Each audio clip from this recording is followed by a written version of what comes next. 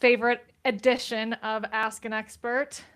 We know it as Hangin with Jon. It's our regularly scheduled member video review, and I'm already in a great mood going into this because I reviewed all the videos ahead of time, and man, they're so good. They make me really happy. So I'm glad I get to go through it again, hearing Jon's feedback this time. Jon, thanks for doing this with us. I am excited. That was a big sales job. I'm expecting some super entertaining things. Yeah, you won't be disappointed. All right. Anybody who has not attended in the past, you likely know Jon from, being around in the horse world, and definitely from the Ride IQ app. But he is a 5-star event rider and an incredibly involved person in the eventing community. Jon just led the charge on what I believe was a successful fundraising round of $250K, which was matched. Is that correct, Jon? Yeah, that's right. So we actually raised, with the help of the Manton Foundation and all of you guys, we raised $500,000, which means if we include the first time we fundraised for frangibles in 2020, we have raised $1 million for frangible fences here in the US. That's absolutely incredible. And I just can't even put into words what an immensely important impact you're having. And I'm so glad to know you. And thank you for all of the effort, which wasn't only time and so many conversations and everything that goes into fundraising, but I think, are you 40 miles into your runs that were associated with the fundraising?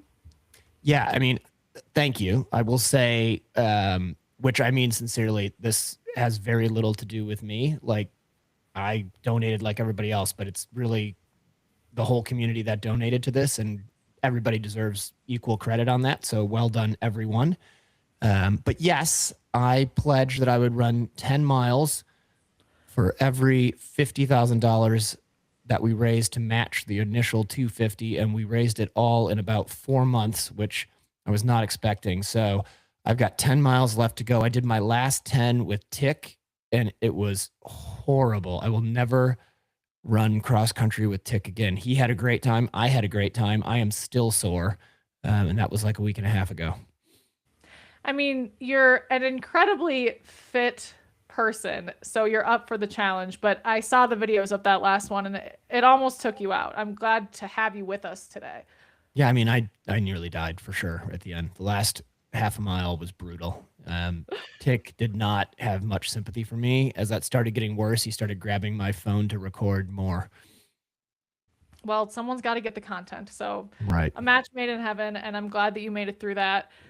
10 more to go. And yeah, congratulations on a successful effort. And just very cool to see, like you said, everyone come together in that way for something that's really important for the sport. Yeah, absolutely.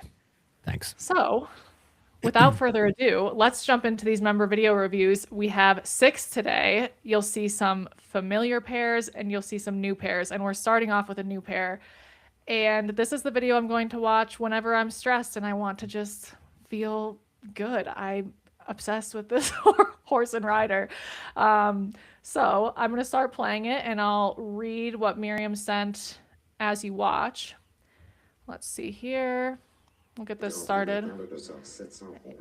And all right, Miriam said, I'm excited to submit my video from my first medal final with my horse Leo for review by Jon Holling. At the start, Leo was shy and nervous entering the ring alone, especially near the gate. During the first test, which was a figure 8 over a small jump, he reacted to my hand when I asked for the turn. I've since learned he prefers a lower hand and clearer direction with my eyes. We've also changed the Pelham bit, which was a bit too strong for him. At home, I train in a bevel double joint bit. I would love Jon's advice on helping Leo feel more confident entering the ring alone and when going in for ribbons, as well as any exercises to build his patience and relaxation. As you'll see, I spoke to him throughout the course and he became very focused and relaxed, which felt like a big win. I'd also appreciate Jon's feedback on my tests and overall ride. Lastly, I've been loving Jon's audio lessons. They've become my after work flat routine. Thank you so much, and I'm grateful for the opportunity to learn from Jon. All right. Well, that is a very nice intro. And I think in general, this is obviously a beautiful horse, beautiful rider. And I love your self coaching. So I was watching you go through the grid there, that you realized you needed to change your release a little bit. You know, George Morris years ago sort of invented this crest release. And I think we all, in all of our sports, use the crest release probably more than we should. And what you're talking about is more of an automatic release, and you want those hands to go a little bit more, even here as you get rolling, just a little bit more down along the shoulder blade so that your hand is following towards the horse's mouth. Um, as far as getting comfortable in the rings, I think the big thing, honestly, that helps with that more than anything else is exposure to the rings, and just keep putting yourself out there. You are riding beautifully. That is an electric arena. There is a lot of atmosphere going on. And I'll be honest, I don't know what the rules are as far as when you can get into the ring and how early you can, but the more time you can have in there before you have to start your round, the better you're going to be. If you can school in there the day before, which I think a lot of times at these horse shows you can, the more time you can have in there, the better. And don't always, if you get that time to familiarize in the arena or to school around, don't, and this goes for all of us, you know, in the eventing world as well. I think a lot of times we get in there, myself included, and we feel like we have to like really put the screws to them and really make them work in the ring. Really, for that familiarization time, for that schooling time, we want it to be about relaxation more than anything else. Now, as far as the bridle goes, I think that's great that you're thinking about maybe getting out of the pelham. The one thing I will say is play around with mouthpieces as well. I've talked about different bits on these Ask an Experts in the past, and anybody who's been here before knows I'm a big fan of leather bits. I'm a big fan of plastic bits and rubber bits.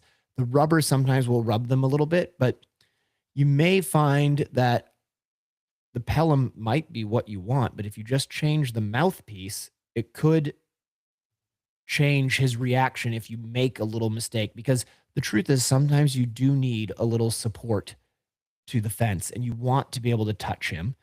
And the other thing you could do, you can see that little head flip there, right? The other thing you want to be able to maybe play around with is how much chin pressure you need from the chain on the pelham. And could you put a guard on it? Could you change that out and swap it for a leather strap? Anything like that would help. So don't feel like you're hostage to just kind of the bits that are available in your tack room or your trainer's tack room, but also play around a little bit with mouthpieces. And that doesn't mean you have to go out and buy a bunch of bits. You might just flat your horse in some different bits that you see laying around and ask your friends if you can borrow them.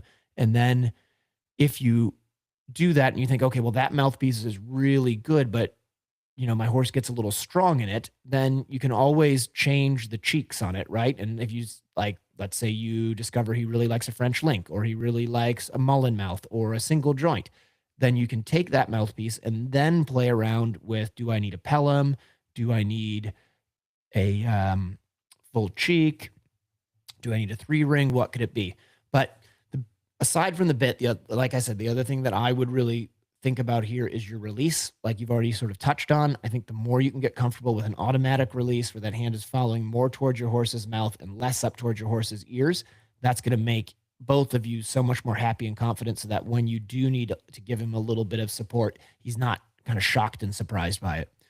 The last piece I would say that is just sort of like the little finishing touches on how you can help horses relax is there are lots of really good sort of calming things that you can administer to horses that are completely legal and help just to help your horse take a little bit of the edge off. There's different kinds of like magnesium things. Nupafeed is a great product. Anything like that that just sort of helps your horse relax. Anything you're going to use, make sure you check with the manufacturer that it is legal so you don't get yourself in trouble. But I think the reality is you're talking about pretty high-end competition here, right? This is a beautiful horse, a big atmosphere. And so we're talking about making minor little changes. Just backtracking a little bit again, sorry, I'm kind of going back and forth. My mind's firing all over the place here. When you decide to experiment with the bits, I say this a lot to people. That's your ride for the day. Go out to the ring and have a handful of different bits and things that you think might work. And then I always take one that I'm like, well, this is a real departure from what I'm thinking could work. And I'm going to take that as well just to play with it and try them all. Because usually you find one, whether it's that day or 6 years from now, usually you find one bit where you go, oh, wow, that made a huge difference. And sometimes it is not what you were thinking at all. And I would really impress on you guys again, because I sort of found them about a year and a half, 2 years ago. These leather trust bits, they're round, they're really soft, and your horse looks like he has a pretty soft, sensitive mouth. They've been a game changer for me and several of my horses. They just love the feel of them. You do have to realize that they're leather. They're not going to last forever. I replace mine about once every year or two. They're not super, super cheap, but again, let's be honest. We do horses. We're all on a shoestring budget. We're all overextended. What's an extra 150, 200 bucks a year to make sure you've got the right bit? I mean, we're broke. Let's go broke having fun. That's great advice. I enjoyed that so much. Miriam, thank you for sharing Leo with us. You guys are such a beautiful pair, and it's just very special to watch, and he is stunning. So thanks for sending in a video, and please keep us updated on the progress, if for nothing else than my own indulgence in getting more videos of you guys riding together. All right, next up we have a familiar rider, and I'm not sure if this is a familiar horse to the member video review or not, but it will be a familiar horse for people who are in the Facebook group. This is Keegan Oswald. I will get us started and then I'll read again. So this is Keegan and her horse Governor, a coming 7-year-old off the track thoroughbred gelding who she competed at the Retired Racehorse Project in 2025. This is a video from RRP during our demo ride. There was no set test for this. The judges just wanted to see what the horse could do outside of the test that was ridden immediately before this, which was training test 2. She's just looking for general feedback and also wanted to show off her cool OTTB. She said we ended up placing 13th out of 90 at the RRP in dressage, and it was so fun. All right, Keegan, I love it. This is such a really nice outline and rhythm. I really like that when he gets a little bit up in his carriage and a little bit sort of looking around the world, you didn't panic in that half turn back to the center line and crank him in, which a lot of riders would have done. You just keep this really nice tempo the whole way around. And that goes a long way. Like the judges, they want to see a happy horse. At times, this is beautiful here. At times with young horses, they are going to break the connection. They're going to sort of either come a little behind the bridle, they're going to go a little above the bridle. And it's important we try to get them back into the package and the balance that we want, but not at the expense of the rhythm and the flow of the pace that we're in. And you did such a good job in all of this work, keeping that nice rhythm. You know, you go into your leg yields here a little bit and you go sitting trot and you get a little tight. One thing you might do there, and I'm not sure how I guess you said it wasn't a written test, so I'm not sure when you can go sitting there, but you might try sitting like a few steps here and then post, and then a few steps there and then post, and then sit into him for the leg yield, so that it's not sit, bam, leg yield, and he's going to get a little tight in his body. That would be one thing, so that you're kind of introducing your seat to your horse rather than just sitting. We do that in a lot of the lessons, right? Where I'll say to you guys, let's sit 10 steps and then let's post, and then let's sit 10 steps and then let's post. But in general, really nice trot work. Got a little bit nervous in the walk there. Thought you did a pretty good job managing it. He's probably, being thoroughbred, one of those horses that when you do the walk and you go to put him back together, you have to be willing to be just a little bit long in the rein until you pick up the trot, and then you finish shortening the reins, because if you go directly to that short rein, he's going to get a little bit tight and distracted. Again, in the canter work here, I like you prioritized the canter over making sure that his head was down and he was round. And I think that's really important because that is going to create a horse that is happy to go forward, is light to your leg, is light to your aids. And even if they're a little above the bridle, which he was in the right lead canter, it's presenting a picture that looks pleasant and that looks like the horse is happy doing his job. And okay, yes, in time, he needs to be able to use his back better. He's better to the left here. But on that right lead, like, yeah, okay, so in time, he needs to be able to be more round, but that is something that should be getting developed over time. And the contact looks to be very good. And I can see that because your hands are quiet, but the reins don't look overly tight. You don't look like you're cranking them in. And they also aren't just loopy, flappy reins, right? It's a good transition back to trot. And then what I really like about that transition is you went back to the exact same trot that you had before you cantered. It didn't come back to trot and suddenly you have this really fast trot. It was a nice, relaxed trot. Now we're working on our stretchy trot here. Now, one thing I would say is when you go into your stretchy round and down trot, you want to try, and it's easy to say and harder to do, to not let your hands get wide and low and sort of pull your horse down. And you could see in that first loop and the first half of the second loop, the hands got very wide and you got like kind of hoping and praying and doing everything you could do to get him to stretch. I think when you're practicing it at home, really try as we work on that staircase, right? We always work on the staircase, trying to get our horses to go down and out a level, a step, and building on that. You want to try to keep those hands in the same place all the time. That's something you just got to work on at home. And then your final halt there, I love, he was really good and he stood still, and that is priority number one. And then we can work on getting him to halt. Wasn't square up front. But I think the main priority again, as we're talking about a young horse, is he comes down there and he standed. I'm really good English. He stood quietly and obediently, and he looked like he was relatively straight on the center line.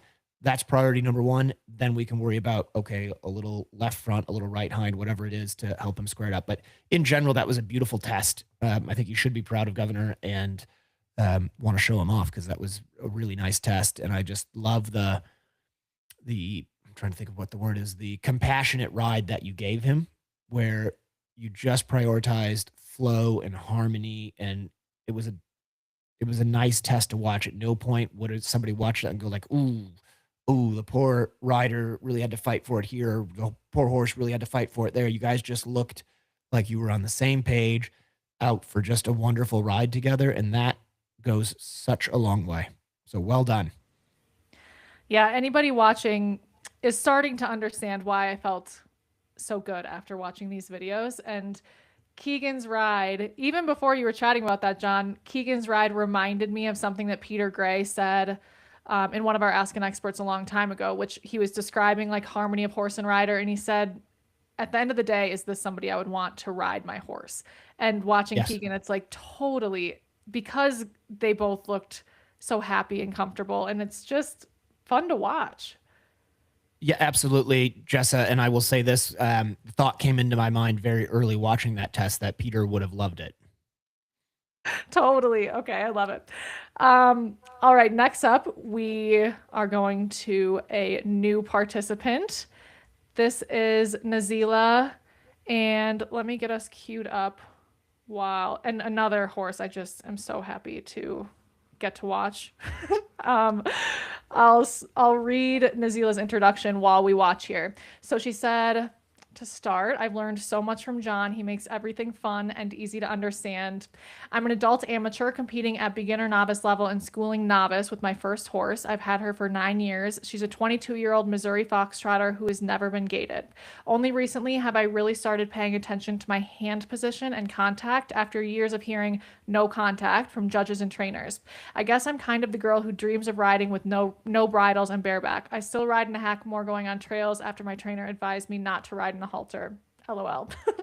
At a recent show, this is what the video we're watching is, I was told that my horse was showing resistance with an open mouth and that I may be using too much hand. The challenge I'm running into is when I use more leg or leg alternatives like the whip, she goes faster. But when I soften my hands more, I tend to lose the contact altogether. I've felt the leg to hand connection trainers talk about on occasion, especially on her easier side, going to the left, so I know she's capable of it. Does John have any specific exercises or tips that could help me maintain a steady, correct contact without her opening her mouth or showing resistance?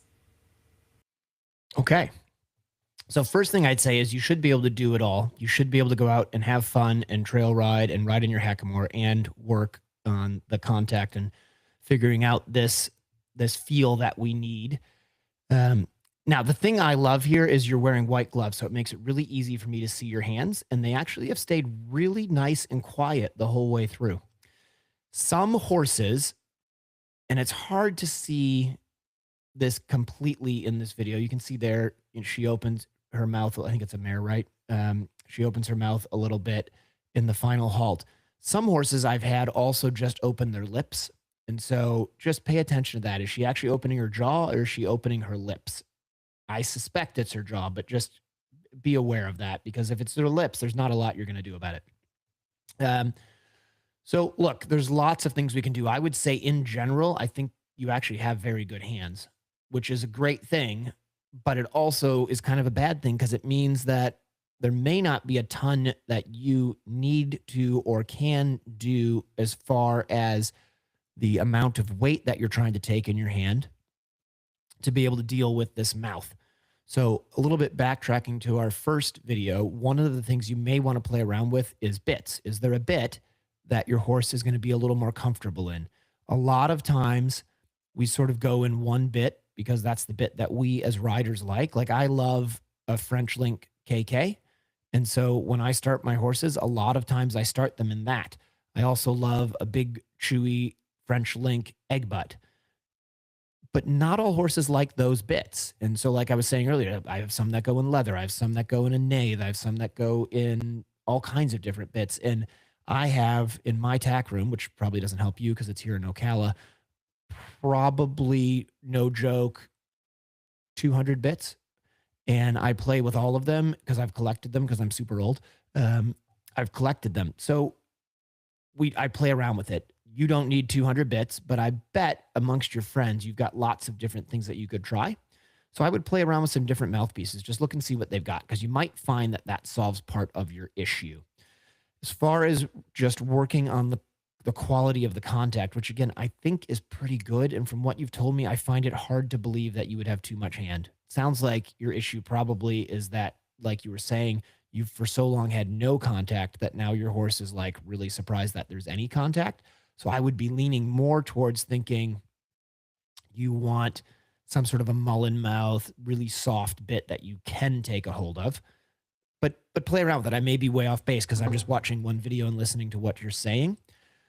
You could practice riding in a driving rein. So that means instead of the reins coming out the bottom of your hand between your ring finger and your little finger, you turn it around so the reins come out towards the horse's mouth between your thumb and your index finger. You hold them this way. That changes the way the mechanics of your muscles and your arms work. And it's a lot harder to pull too much on your horse's mouth that way. If you think about it, if you had to grab a rope because your best friend was hanging off a ledge, would you hold it this way or would you hold it that way? I think most of us would hold it this way and be pulling as hard as we could. We probably wouldn't be pulling it this way, right? So a driving rein tends to be a little softer and it just loosens up our elbows a little bit. So I would play with that. And then I would think a little bit about like, what should the weight in my hand actually be? Every horse is different, but a very generic kind of feel that I like is the feel of a can of soda or like a glass of water. Should be about that weight, which isn't a lot, but it is something. Okay. There's lots of great tools out there to practice this feel. I know, I think Correct Connect has some stuff. There's all kinds of different things you can play around with. Any of those little gadgets actually can be super helpful. Just be careful you don't let them become a crutch.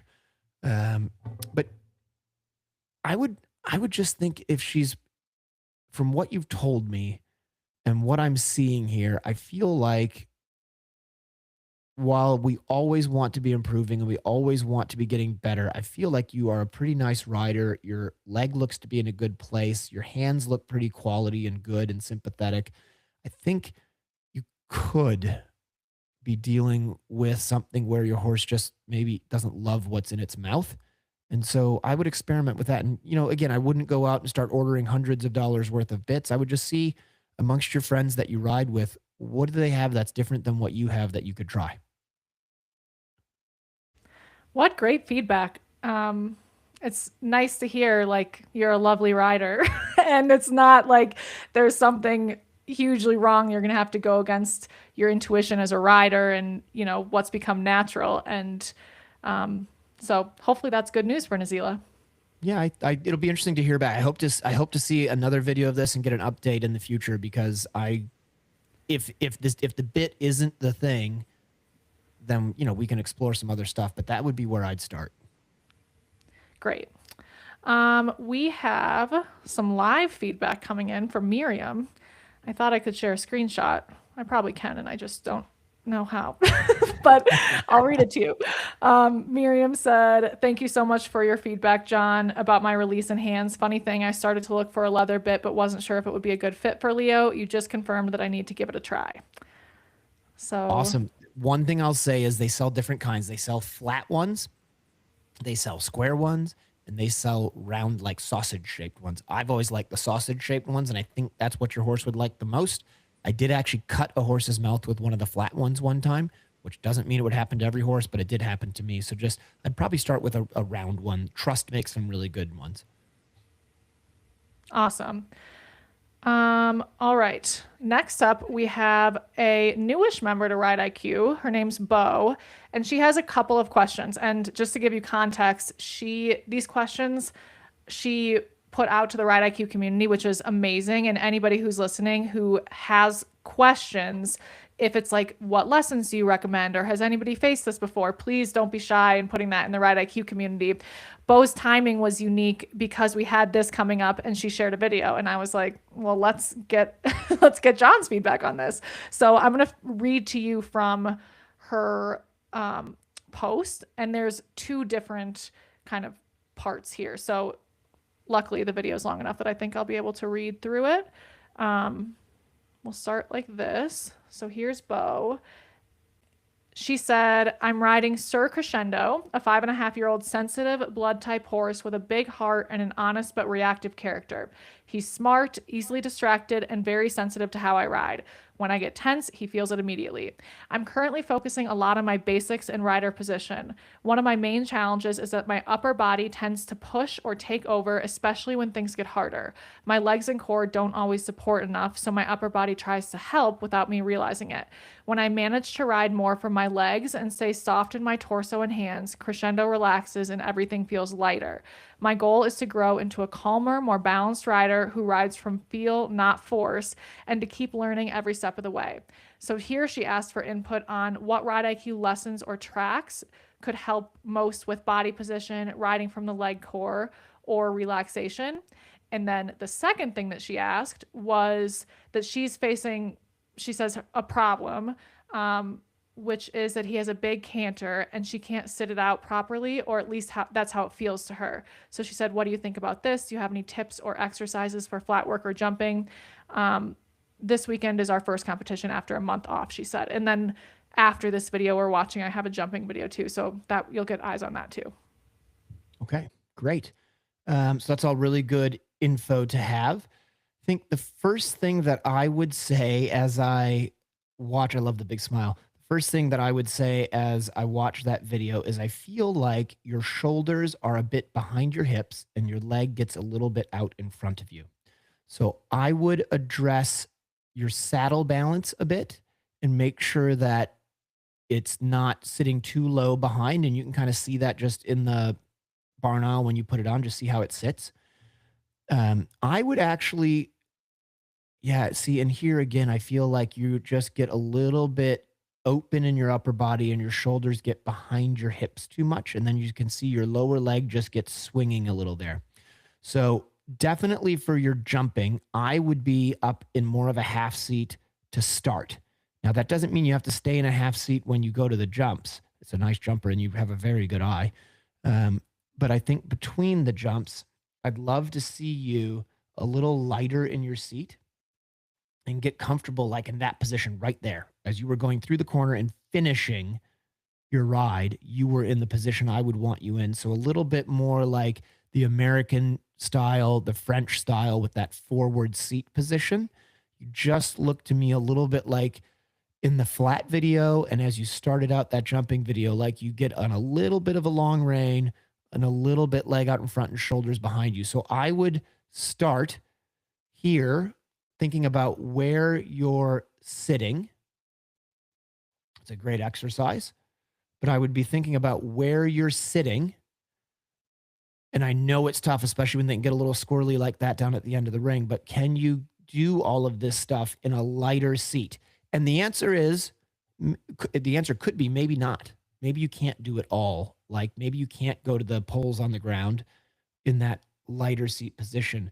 But I think you're driving a little bit with your seat because your reins get a little bit long and you're comfortable sitting behind the motion. Now, I'll be honest, I'm also a little bit envious because I grew up doing hunters and jumpers. And so I have had to fight my entire life to sit up. I always like to be forward.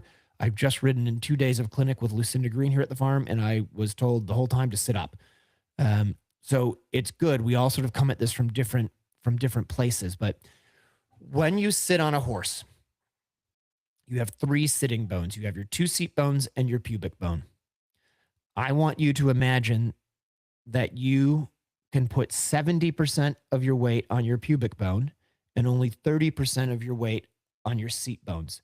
And I think in general, especially for your jumping work and your jumping flat work, which is kind of what I'd say this is kind of like jumping flat work. I think you want to be sitting more forward on that pubic bone and less on your seat bone. Now, if you do that, by definition, you can still sit in the saddle. You can still sit close to the tack coming into the jumps without any issue because you can have 30% of your weight in your rear end. You just have to have 70% of your weight on your pubic bone. For me, sometimes I have to feel the opposite way depending on what I'm sitting on.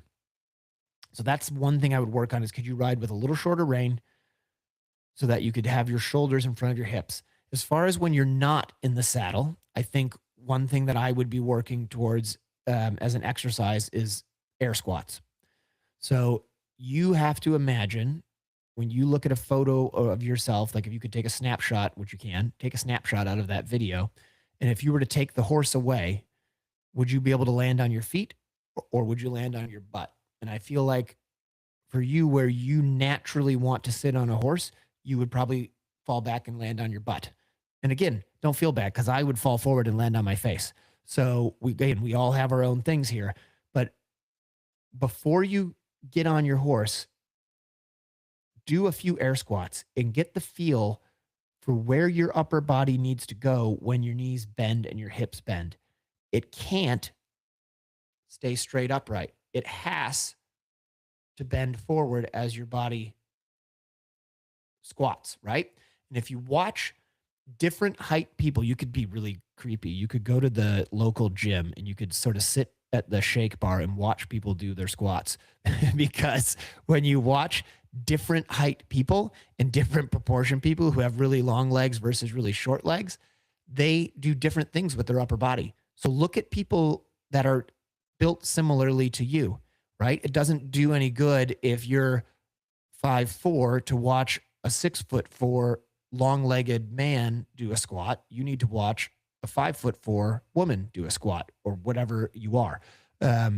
It also doesn't do good if it's a 5'4" person that is 70% legs, but you're a 5'4" person that's 40% legs. Sort of try to get the proportions right and get a feel for where they need to be when they do a squat. And honestly, it's kind of an interesting thing to do with your friends. If you can convince them like, hey, let's all do squats together. That's also a super weird thing to say, but it would help you to sort of get an idea of if you do a squat, right? And you think about where is my leg when I'm riding, even your flat work, right? We don't do flat work with a straight leg. So we shouldn't be sitting bolt upright. we do flat work with a little bit of bend in our ankle, bend in our knee, bend in our hip, even pure dressage. So your upper body does have to be a little bit forward to compensate for that. So I would really think about addressing that sort of out of the saddle first. And then I would just make sure when you're riding that you're conscientious of where the weight is in your seat, and also be careful you don't let the reins get too long. So I hope that's helpful. As far as lessons, I feel like Jessa maybe is going to have better input on what like lessons to choose from. I think honestly, probably all of the position cue type lessons that we have are going to be really good ones. I don't know if I've done any of those recently. I probably should do some more, but I know we have some where it's like I did one years ago. There was really no set pattern. I don't even know if I told you guys what to do. It just was how to fix your position. Yeah, I love those. You have them.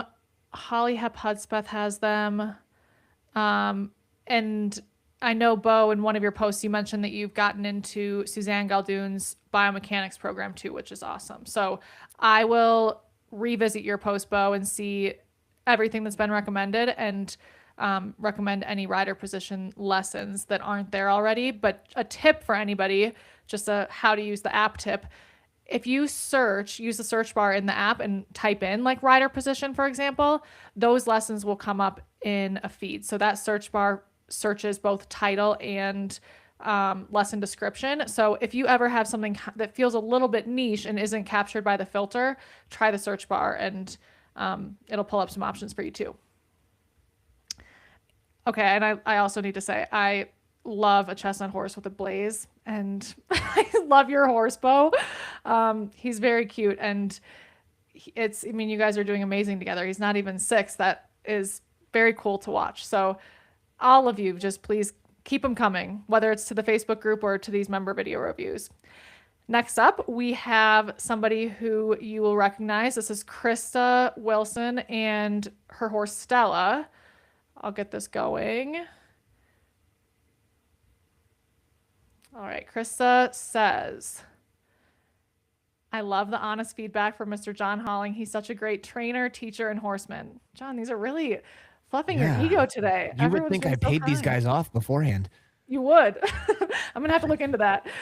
This is a video from January 17th. She said she took Stella to a local schooling show where we did a dressage class and a low jumper class. I'm 12 weeks post total knee replacement, and so this is me dipping my toe back into the water, so to speak.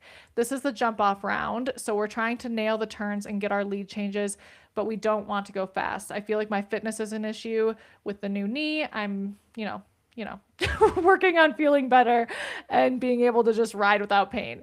She said that she's working on her fitness too. So her question is, on the second jump, what do I do to stay with the horse better? I didn't hit her in the mouth, but I thought she looked good and I looked bad there. I think she might have, I watched this. It might be the third jump. She said, Stella's such a fun horse to ride and I want to be able to give every jump. I want to be able to ride every jump in a way that gives her confidence as opposed to making her roll her eyes at me. Sorry, I'm just learning how to read apparently. That's the full description from Krista, and I can take us back to the beginning too once we get through here. Okay. So look, in general, I never would have known that you just had a knee replacement 3 months ago, so that's pretty impressive. And I think you look great. Like, not just saying that because you said nice things about me, although it doesn't hurt. But you look really good. So I think you're right, Jessa. I think it probably is the third jump because this would be jump 1, which looks really nice. And then we roll back here. And I like how even though you're in the jump off and you're riding positive and forward, you didn't cut the turn and you got a nice straight ride. And that was a nice jump there right to the base. And then honestly, here you came around and I think you just found a pretty open distance. And you did a good job trying to catch up. You could argue and say maybe you caught him in the mouth a little bit, but I thought your hands were quite good. Your fingers went open, and there's only so much you can do there to sort of make up for it when your horse leaves long. So I will say, like, I'd rather see that where you get a little bit left behind than leaning and jumping up the neck to try to catch up. So as generic as it might be, I think you just didn't ride up to the perfect distance. It just didn't happen to be there. Um, Now, look, the jumps, as you said, are not huge jumps. You're just getting yourself rolling again. I think you were smart not to go out there and say, like, I'm going to win the jump off. And we all do that. I was at Hits this week with one of my horses, Kurt, and I did 2 jump offs and I did not go fast. That's a lie. I did 1 jump off because I had 2 rails the second day. We might Bad. need to review your videos. Yeah, we do need to review my videos. Maybe I had 1 rail, but anyway, I had a rail. I didn't make the jump off. But the point is, I went slow in the day that I did make the jump off because we're trying to school our horses, and I think that's a really smart thing to do. So, really, what can we do to help out in that moment where you do make a mistake? I think the thing to do there is make sure you let the reins slip a little bit through your fingers. You make sure that when you land, you get yourself put back together. You sort of supple and push your horse back round. But that said, I think you kind of did that. So really, it's about being able to guarantee you ride up to a good distance every single time, and that takes miles and takes time.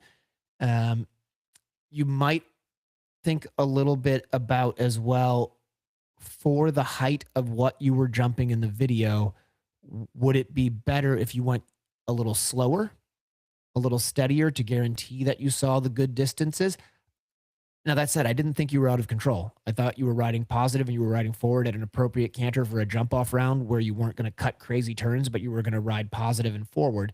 But if we want to guarantee that we get better jumps or more closely guarantee it, you could ride a little softer, a little rounder. And when I say rounder, I don't mean like dressage frame, but like connected, elastic feeling, the ribs pushing from your inside leg into your outside rein so that you can turn the shoulder of your horse around there. Um, but again, I feel a little bit badly like I'm not giving you great feedback on this, but I actually think it was a pretty nice round. And I'm not saying that like a pretty nice round for a person who had a knee replacement 12 weeks ago. I'm saying like it was a pretty nice round. So it's all about the basics. Keep your weight in your heels, low automatic releases. I'm big on those. I don't love crest releases, and that doesn't mean I don't ever catch myself into that sort of crest release. But if you're going to give a crest release, just a 3/4 release, like a little bit of a short release. And I think you're on the right track. Just keep going out there. You could ride at home exercises with placing rails where you know, like you canter over this pole. You've got 6 strides to the jump just to help develop your eye a little bit.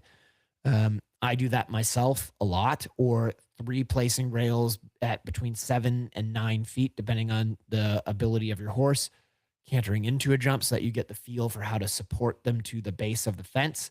I also will do it sometimes with a single pole. I used to do a lot of it where you'd have a placing rail and you'd bounce over the placing rail to the jump. I think that makes the horses kind of impulsive. So I actually have started now the last sort of honestly like 6 months doing 1 stride. So I'll have between 18 and 21 feet from a placing rail to a jump. You ride to the placing rail and then you can support them in that 1 last stride, and then they don't get so impulsive. So those are some things you could work on at home to help with this. Any sort of pole work is going to help, but in general, I appreciate you sending the video, and I hope you got something constructive out of that because I actually think it was a really good ride. I emailed Chris after she sent this in because, like you, I was just like, this is 12 weeks after a total knee replacement. You're making knee replacements look good.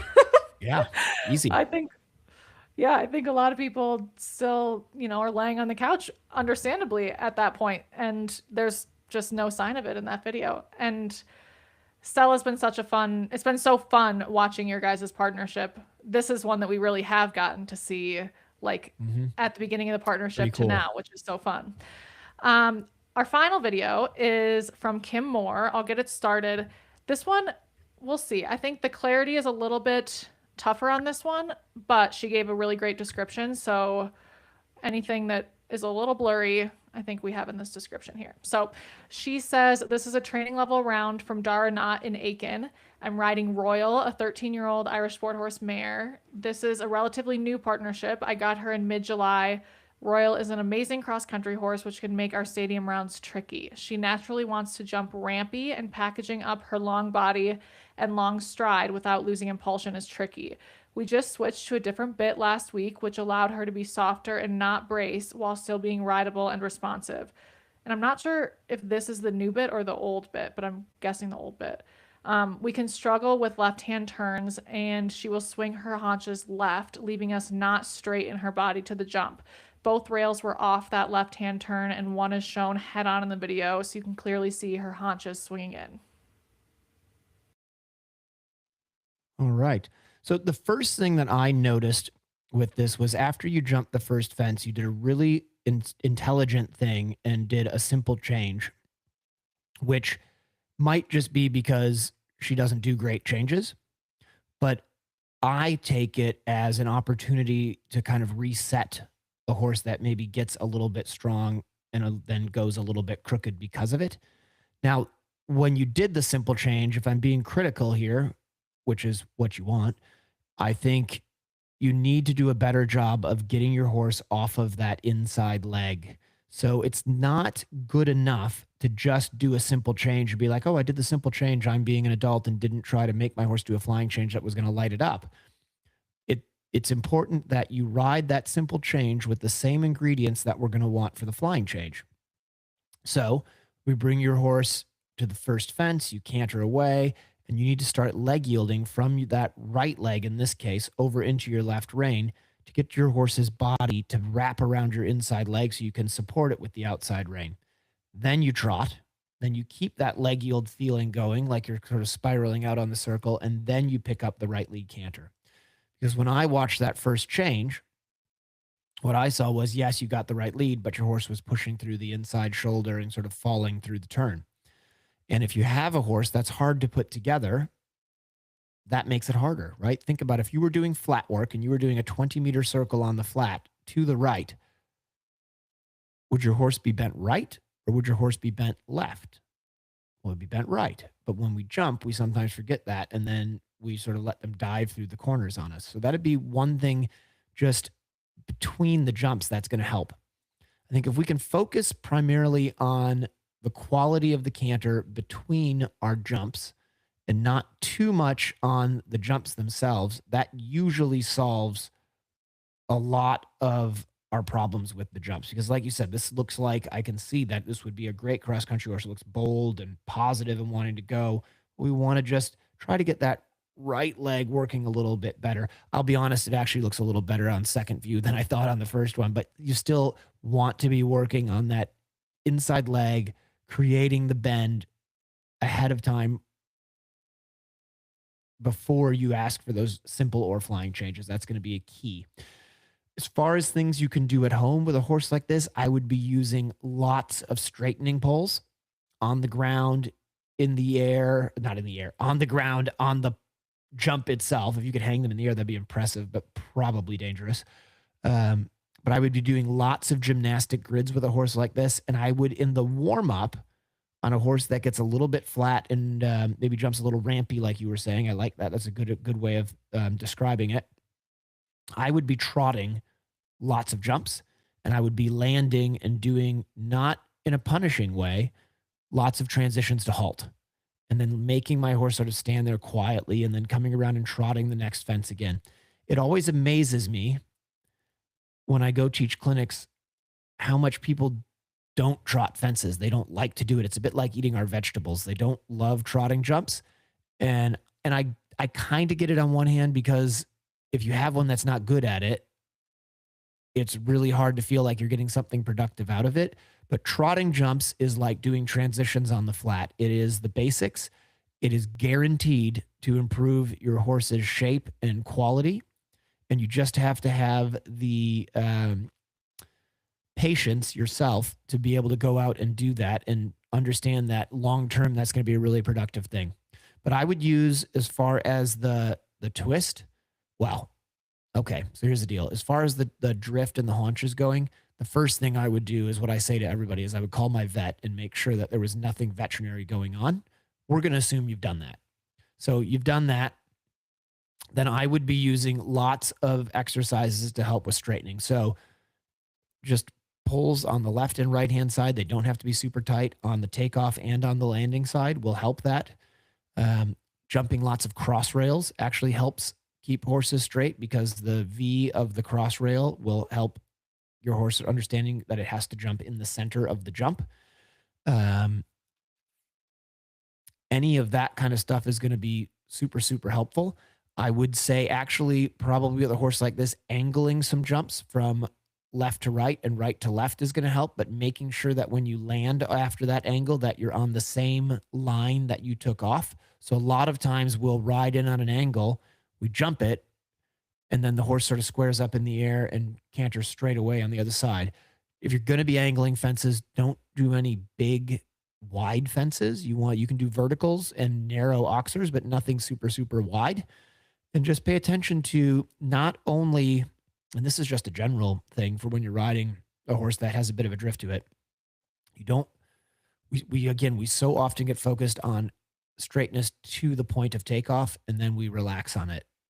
And you have to be really focused on straightness on the landing side as well. So I always try to visualize with a horse like this, like a 3-foot, oh, there we are, a 3-foot diameter spot, a circle that I want to land my horse's front feet into.